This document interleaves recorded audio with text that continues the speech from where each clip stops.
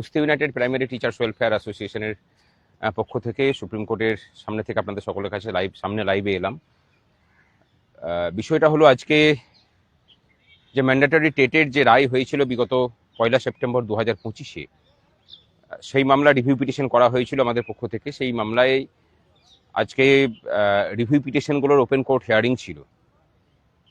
আমাদের পক্ষ থেকে এই মামলাটাকে সম্পূর্ণরূপে তৈরি করা থেকে শুরু করে সমস্তটাই করেছিলেন গোপাল সুব্রমণিয়াম স্যার, কিন্তু হাইকোর্টের সুপ্রিম কোর্টে 9 জাজেস বেঞ্চে শবরীমালা কেসে ওনার আছে, সাবমিশন ছিল। এবং ওনার আর একটা নিয়ম নিশ্চয়ই আপনারা দেখেছেন যে মামলাটা নেন সেই মামলাতে ওনার সাবমিশন শেষ হয়ে গেলেও উনি কিন্তু মামলাতেই থাকেন, অন্য কোথাও করেন না, মানে যান না। তা সেই জায়গা থেকে উনি ওই 9 জাজেস বেঞ্চের যে মামলা, সেই মামলার শুনানিতে উনি ছিলেন এবং বলেছিলেন যে আজকে থাকা সম্ভব নয়, যদি ফার্দার শুনানি হয় তখন উনি থাকবেন। আমরা সেই জায়গা থেকেই ওনাকে যেহেতু পাওয়া যাচ্ছে না, সেই জন্য দামা নাইডু স্যারকে নিয়েছিলাম। উনি প্রাক্তন বিচারপতি। আজকে ওনার সাবমিশন হয়েছে, সমস্ত পক্ষ তাদের সাবমিশন রেখেছেন, রায় রিজার্ভ আছে। রিভিউ যখন ওপেন কোর্টে এসেছে, চলুন আশা করি যে সমস্তটাই পজিটিভ দিকেই যাবে, কারণ রায়কে সংশোধন করার একটা মাইন্ডসেট হয়তো মাননীয় বিচারপতির মধ্যেও ছিল বলেই এগুলোকে ওপেন কোর্টে নিয়ে আসা হয়েছে।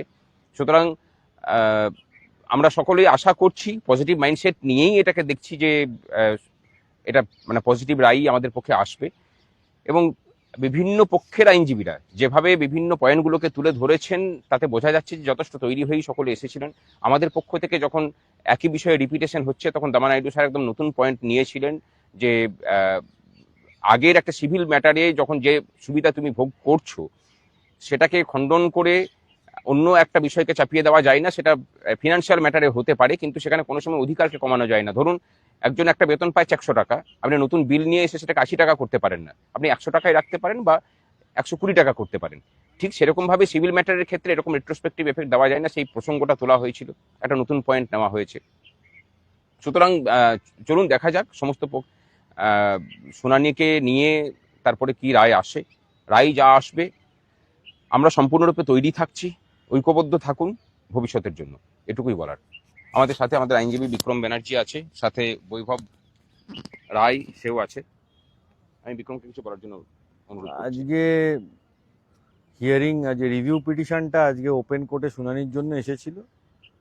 সেখানে জজ সাহেবের কাছে সমস্ত আইনজীবী যারা রয়েছেন, সিনিয়র আইনজীবী সুপ্রিম কোর্টের, আমাদের তরফ থেকে দামা নাইডু স্যার ছিলেন, তিনি আর্গুমেন্ট করেছেন।